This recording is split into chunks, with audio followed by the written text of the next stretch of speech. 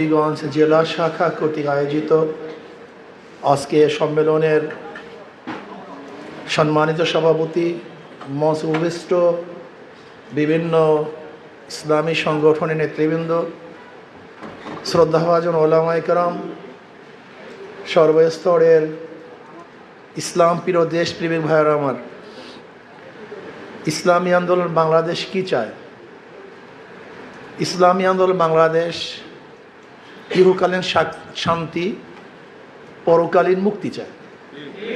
ইসলামী আন্দোলন বাংলাদেশ ইহকালীন শান্তি, প্রত্যেকটা জনগণকে শান্তিতে রাখার ব্যবস্থা করতে চায়, প্রত্যেকটা মানুষের জনগণের অধিকারকে বাস্তবায়ন করতে চায়, বৈষম্য দূর করতে চায়।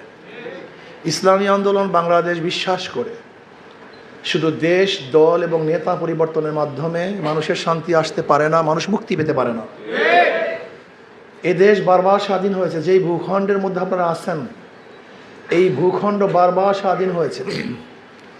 750 বছর পর্যন্ত এ দেশের শাসনকর্তা ছিলাম আমরা, বা 850 বছর।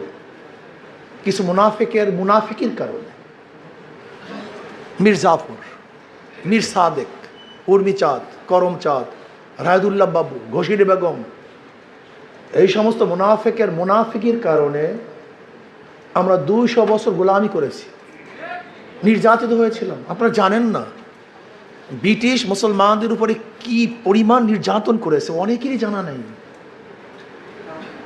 বিশ্বাস করতে পারবেন না সে অত্যাচারের কথা, অবিচারের কথা। আপনারা জানেন ব্রিটিশ হটা আন্দোলনে শুধু মুসলমান জীবন দিয়েছে কত লক্ষ জানি না, শুধু আলেমদের জীবন হয়েছে 80,000-এর উপরে, শুধু আলেম শহীদ হয়েছে।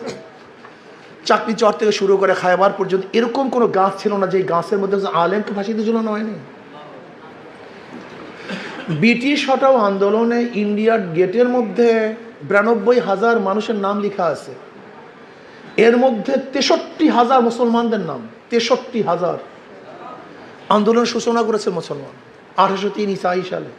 সে আব্দুল আজিজ সাহেব রহমতুল্লাহ বলেছিলেন, আজকের থেকে পাক ভারত উপমহাদেশ দারুল ইসলাম না দারুল হরম, এই ব্রিটিশদের বিরুদ্ধে আন্দোলন করা প্রত্যেক মুসলমানদের জন্য ফরজ আইন। সেই দিনই ব্রিটিশ হটাও আন্দোলনের বীজ বপন হয়েছিল।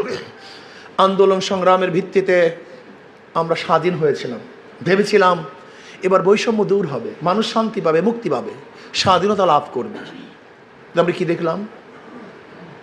ইন্ডিয়ান সংখ্যাগরিষ্ঠ মানুষগুলি, আমরা সংখ্যালঘু মুসলমানদের উপরে নির্যাতন কমায় নেই, আরও বৈষম্য বাড়িয়ে দিয়েছে।